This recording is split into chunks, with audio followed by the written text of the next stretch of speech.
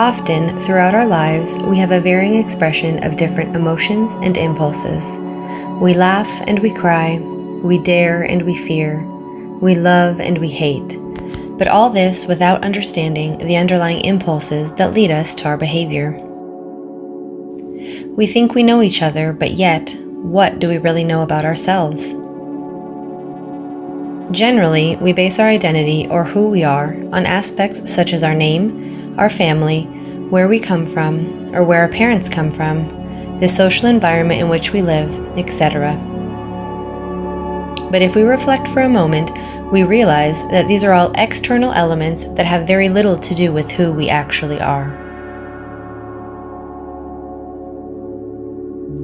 So, who and what are we really? What is beyond the physical body? Are we just flesh, blood, and bones?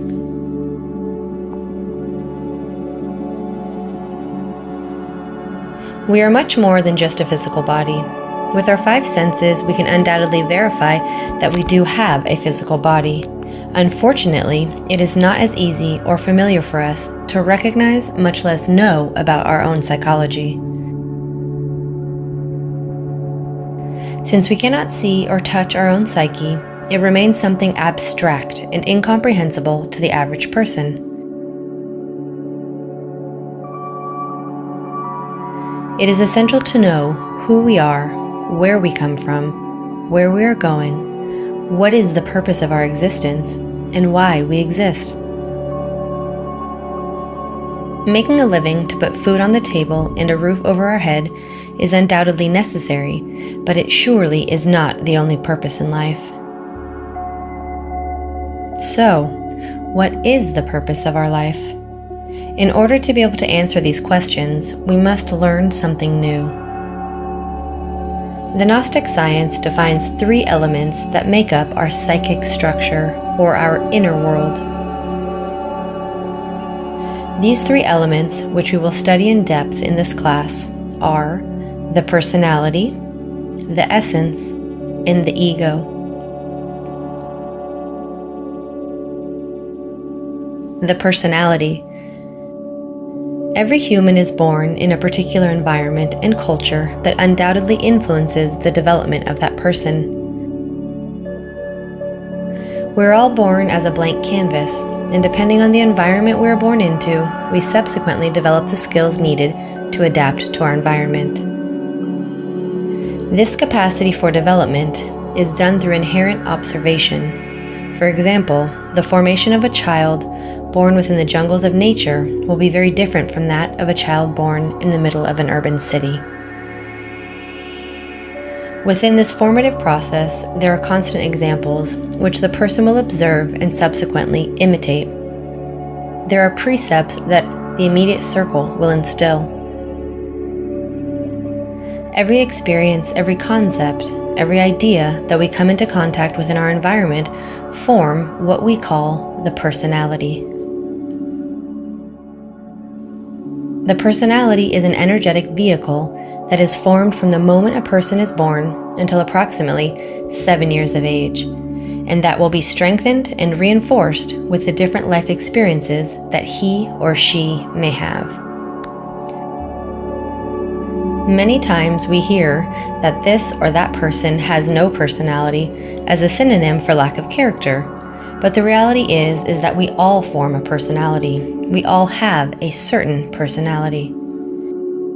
We have formed that personality with the concepts, customs, habits, ancestral traditions, educational systems, taboos that religions with their norms and dogmas have imposed on us, titles, surnames, patriotisms, nationalisms, executive positions, etc. The problem is not having a personality. As we know, it is simply a vehicle of expression. The problem is that we base our identity, what we are, who we are, on this personality, which has little to do with the authenticity of who we really are. In the personality, we will not find what is authentically ours. We will find everything that we have acquired from the outside: family, society, culture, academic formation, etc. There are personalities and personalities. We find in some people who lead a simpler and less material life a quieter, more passive personality. A personality that is more in accordance with the rhythms of life and nature. We can also find people who have a much more competitive, reactionary personality, fruit of having been trained in an environment away from the natural rhythms of life, and where it takes a frenetic pace, bombarded by the media and full of all kinds of contamination, visual, auditory, etc. By this, we mean that there are personalities which, due to being more dense and negative, are a hindrance in our process of self-knowledge, making it more difficult and in some cases even almost impossible.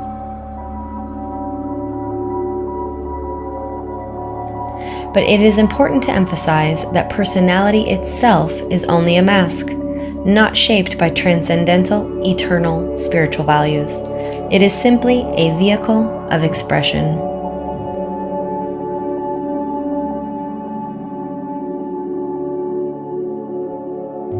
Personality begins to form with the birth of the physical body, becomes stronger over time, becomes rigid and routine in old age, and eventually disintegrates slowly as the physical body also does after death. Sometimes certain physical chemical conditions related to a specific place, climatic conditions, added to the psychic sensitivity of certain people can make perceptible the personalities of the deceased, which are commonly known as ghosts. The old personality of the deceased are usually seen in the same places where they used to go frequently. It is an energetic vehicle formed and strengthened in a specific space and time. Commonly called ghosts, they are by no means the soul or spirit of the person.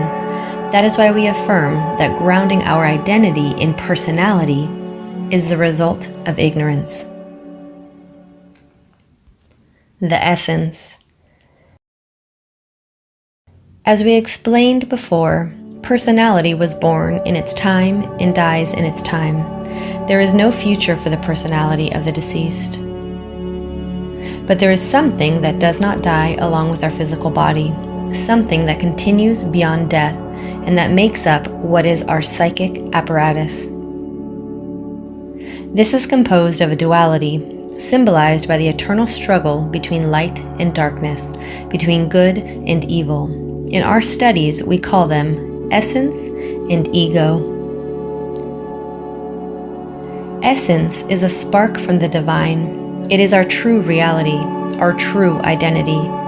It is vulgarly said that we have a soul, a spirit, to refer to a divine transcendent aspect within the human being. In truth, what we have is a divine spark, called essence, and that contains within itself all our potentiality and the possibilities of developing. It is the only thing that has true reality within us. In Zen Buddhism, it is called Buddhata, and it is the psychic material that we have to develop spiritually. Essence has no beginning or end. It is not born and it does not die. It is on a trip or pilgrimage, joining the human organism as part of that trip, in order to acquire wisdom through its experiences. The idea that Gnosis has in relation to the divinity has similarity with the wisdom of many ancestral cultures. The description of the divinity as a living and dynamic supraconscious intelligence that becomes conscious of itself through the particles that compose it. In this case, the different essences, since each person has its own. The essence is incorporated into the human organism with the first breath of the newborn and withdraws from the body during the last breath before death. Although it is designated to a certain body at the time of conception, it is only at the first breath of the child that it is incorporated and established in that physical body. The characteristics of the essence give the child its most remarkable traits, such as spontaneity, ability to live in the moment, happiness, beauty, naturalness, freedom, etc.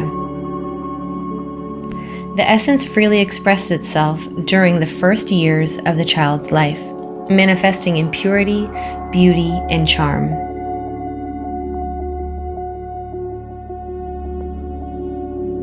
But little by little, as the personality is formed, the expression of the essence becomes limited until it is finally deprived of its possibility to manifest itself. As adults, it is very difficult to find people who express their true essence. Through our monotonous day-to-day routine, we become slaves of times and schedules, leading an artificial and unhappy life. For this reason, we must reconnect with our true identity, with our origin, with our essence. It is in this way that we can walk the path of self-knowledge. The manifestation of the essence within us gives us the awareness and clarity that we need for our spiritual development. At this moment, our essence, although it is in us, is not active. It is asleep, in a state of lethargy, as a cause of the free manifestation of our psychic aggregates, which constitute the ego. The ego. The physical body has been created with the purpose of the essence manifesting itself and acquiring the indispensable experiences for its development. But unfortunately, the essence is trapped by the ego, composed of multiple psychological aggregates, the living personification of our defects. First of all, it is important to point out that the human being, from the psychic point of view, is not one, but many.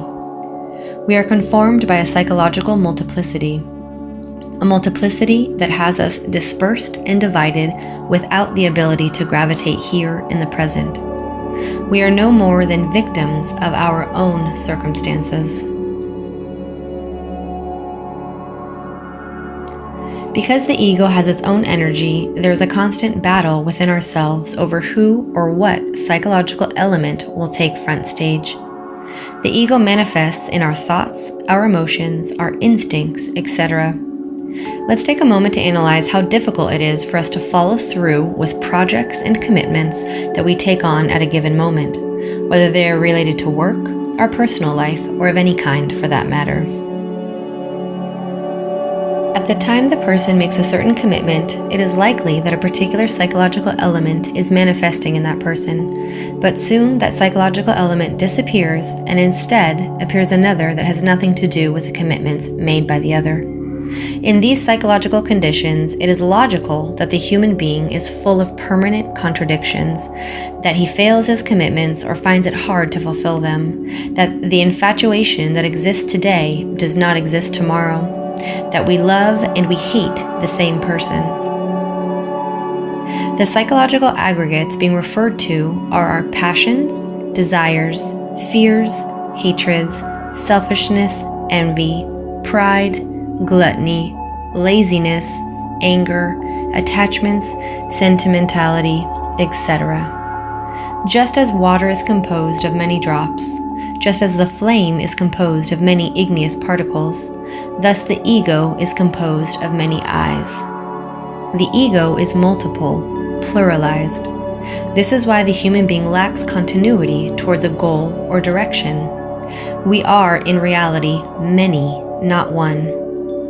To deny the multiplicity of eyes within ourselves is to deny the intimate contradictions that exist internally and many times externally from moment to moment in our life. If it is not the essence that is being expressed throughout the day, then it is the psychological multiplicity that makes up the ego. Every idea, every feeling, every movement, any sensation, any desire, etc., are likely the simple psychological manifestations of different selves, which are not linked together nor coordinated in any way. The ego's purpose is to sustain itself, and the only way it sustains itself is through the vehicle of expression that we give it, our body, our thoughts, our life. In actuality, we are asleep, with our consciousness all but inactive. What's even deeper is that we do not even suspect that we are asleep. The human being in our current state lacks an authentic sense of responsibility or coherence in our life. And what's worse is that we think very highly of ourselves. It is urgent to fight against the fantasy that makes us think that we are the best, when in reality we are far from our potential. It is indispensable to know the foundations on which we rest. It is the first step in the path of self-knowledge. It is good to point out that the ego does not disappear with the death of the physical body, but while the person is deceased, it remains in that region known as eternity, and later it incorporates itself again in the next existence, complicating and strengthening life after life. The practice of self-observation. The first step of becoming aware of the reality we just mentioned is to practice self-observation. This will allow us to witness the various expressions of our own psychology. We need an objective perspective to achieve perfect self-observation. We apply the practice of self-observation in the different situations of daily life. In order to do this, we must internally stand in the doorway, if you will, of where the inner world meets the outer world, converting ourselves into both the observer and the observed. This will allow us to discover which psychological element is manifesting through us in a particular moment, making us react a certain way. We can also witness that we are not in control of our own thoughts, but rather we are moved by invisible springs or elements that live within us. Later, we will be able to deepen the self-observation practice, not only to what we do, but also to what we think and what we feel. With genuine and sincere efforts, this is a practical way to learn about what truly lies within and what moves us to act or react throughout our life. We must learn to tune in with the observer, our essence, to observe the psychological elements within us, the ego. May we put this teaching into practice so we can verify this wisdom as we learn about ourselves. This is the first step to the path of self-knowledge, to learn how to self-observe.